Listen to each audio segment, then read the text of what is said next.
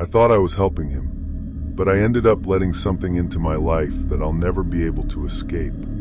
It was a cold winter night when I first saw him, sitting on the corner of a busy street, huddled in a dirty coat and staring blankly at the passing cars. I was in my car on my way home after a long shift, and I couldn't help but feel bad for him. Homeless people were common in the city, but this man, there was something different about him. His eyes were hollow, like they'd seen things no one should ever have to witness. I pulled over and rolled down my window. "Hey, do you need something?" I asked, reaching into the glove box for a few dollars.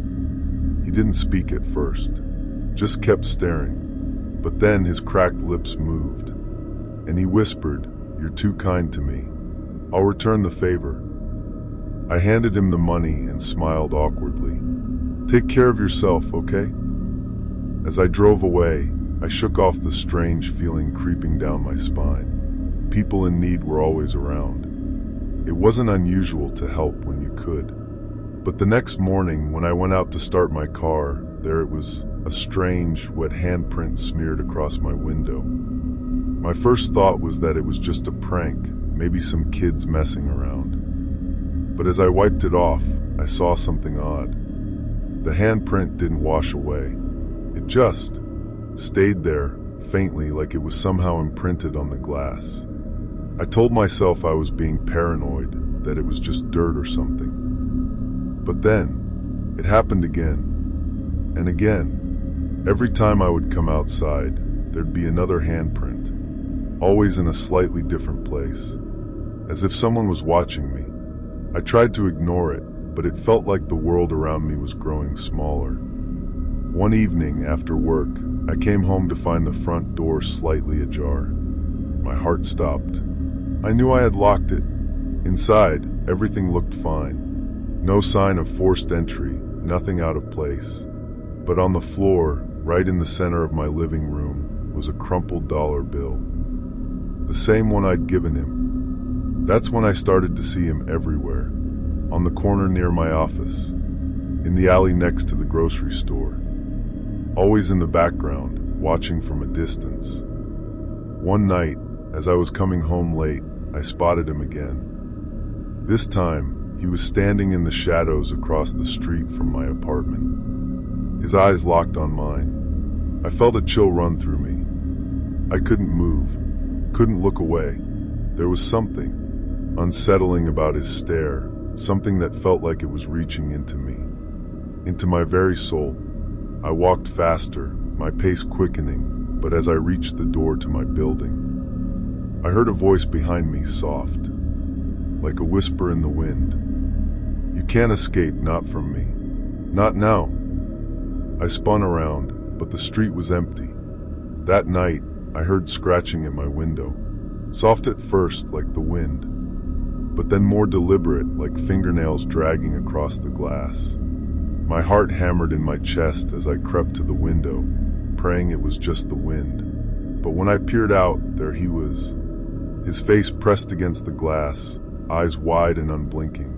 He didn't move, didn't make a sound, just stood there, watching. I didn't sleep that night, and the next day, I made a decision. I packed my things, left my apartment behind, and moved to a new city. Far away from the streets I used to walk, away from the man I thought I could help. But even now, when I close my eyes, I still see him. I still hear the whisper. "You can't escape." And I know that no matter where I go, he's still following me.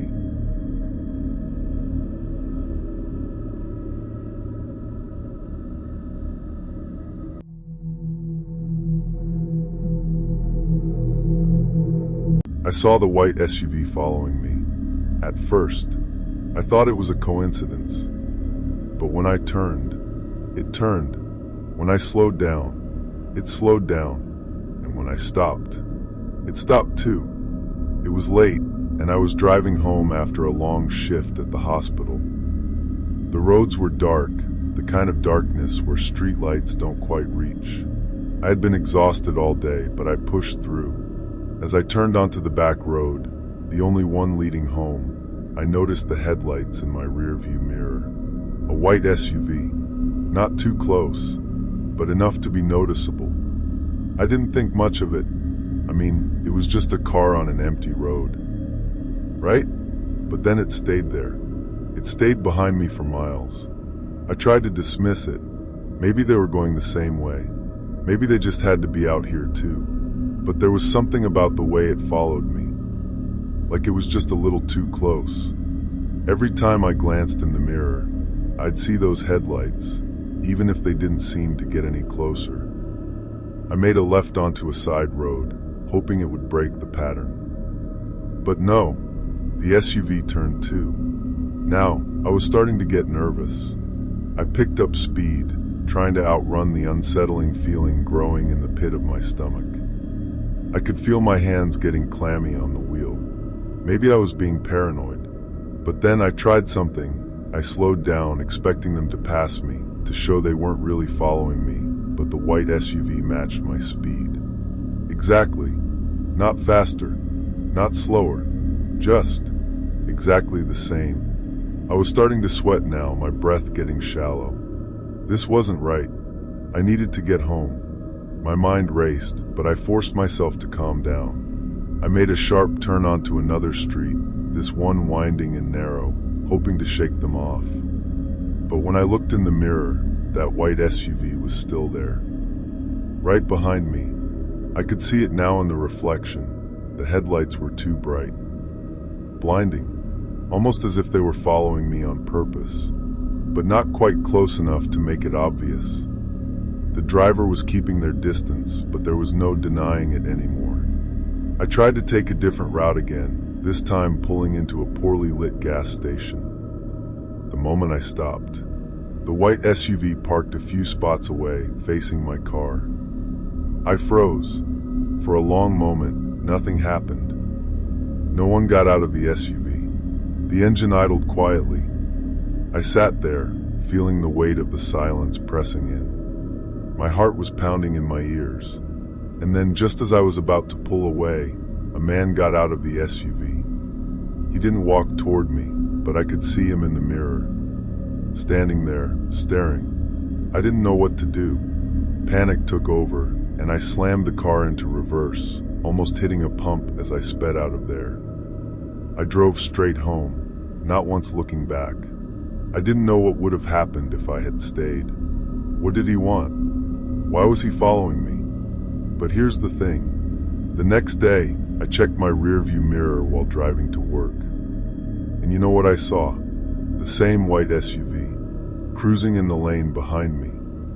This time, though, it wasn't just following. It was waiting. I don't know how long it's been since I first noticed that SUV, but I swear I keep seeing it. It's like it's everywhere now. Every time I get in my car, it's somewhere nearby. Just watching. I don't know what it means or what to do. I just know I can't stop looking over my shoulder.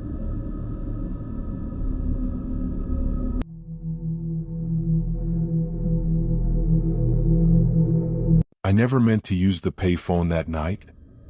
I didn't even have change. But when I heard it ring, I couldn't help myself. It was around midnight, and I was walking home after a long shift at a 24-hour diner. The streets were nearly empty. The kind of eerie quiet that only comes when everyone else has either gone to bed or disappeared. I turned down an old side street, one that I didn't usually take. But I was tired and wanted to cut through. That's when I saw it. There was an old, weathered payphone sitting on the corner of a rundown building. I've lived in this city my whole life, and I swear, I've never noticed it before. But that night, it stood there like a beacon in the darkness. The kind of thing you're drawn to when everything else seems strange. It was out of place, like something from another time. The kind of phone you only see in movies from the 90s. I thought, what the hell, and walked over. As I got closer, I noticed something even stranger. The receiver was off the hook. Someone had clearly used it recently. I shrugged it off and took a few steps past. But then, I heard it, a sharp, urgent sound. I stopped in my tracks, my heart pounding in my chest. I glanced around, but the street was still deserted. No one in sight. I knew the payphones don't get calls unless they're connected to someone on the other end, but this one, it was ringing, and I couldn't help myself. I stepped back and grabbed the receiver. I didn't even think about it, just did it. "Hello?" I said, my voice coming out shaky. There was silence, then a faint crackling sound, static, and then a voice. It wasn't a voice I recognized. "Is this the last number dialed?" The words were slow, deliberate, almost mechanical. I froze. "What?" I said, my throat tight. "What do you mean?" For a moment there was more static. I could hear faint whispers, like someone was talking in the background, muffled, distant, almost like they were underwater. And then the voice came back. "Is this the last number dialed?" A chill ran through me. I didn't know what it meant. "Who is this?" I demanded, starting to panic. But before I could say anything else, the voice answered sharp and clear. "Call your sister. She's in trouble." I jerked the receiver away from my ear, my heart hammering. My sister? She lived a few blocks away, but it was past midnight.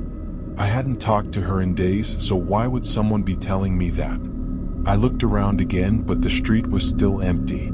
I was alone. I wasn't even sure if I should trust what I'd just heard, but something about it felt too real, too urgent. My hands were shaking as I fumbled for my phone, calling her number. It rang and rang. Nothing. Just voicemail. "Crap," I muttered under my breath. I hung up, about to leave the phone booth, when I saw something that froze me in place.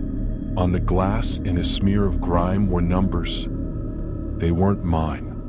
They weren't even numbers I recognized, but the arrangement was strange. It was like someone had scrawled them on the window with their finger. The numbers lingered there for a moment, and then they slowly disappeared. But the message lingered in my mind. The voice was still in my head, that chilling command. "Call your sister." I couldn't shake it. I turned, started walking towards her apartment. Halfway there, my phone buzzed. It was a text from her. "Don't come. I'm not alone. He's here." The blood drained from my face as I read those words. Then I heard the sound. The payphone ringing again from somewhere behind me. I didn't look back. I didn't need to. But when I finally reached my sister's apartment, I found it empty. There were signs of a struggle. A broken chair, a knocked-over lamp. And then, at the door frame, something I'll never forget, a single red mark shaped like a handprint. I couldn't explain it. The call, the voice, the numbers. I never told anyone about that night. But that payphone, it's still there, still waiting to ring. And sometimes, I swear I can hear it, even when I'm nowhere near it. So, if you're ever walking down a dark street, and you see a payphone, just remember, not all calls are meant to be answered. Don't pick up.